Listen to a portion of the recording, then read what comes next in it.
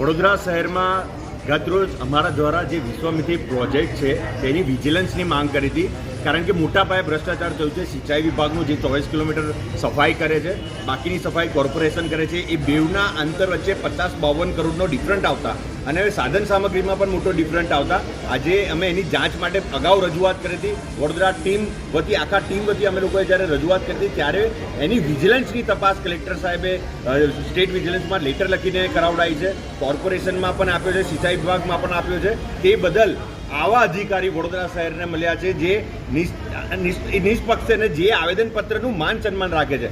અગાઉ અન્ય કેટલા બધા કલેક્ટર, કેટલા બધા અધિકારીઓ મળી ચૂક્યા છે જે લોકોના આવેદનપત્રની આટલી ગંભીરતાથી લેતા નહોતા, પરંતુ સાહેબે જે રીતનું ગંભીરતાથી લીધું છે તે બદલ ટીમ વડોદરા, આખા વડોદરા વતી સાહેબનું શુભેચ્છા અને સન્માન માટે અમે આજે અહીંયા આવ્યા હતા.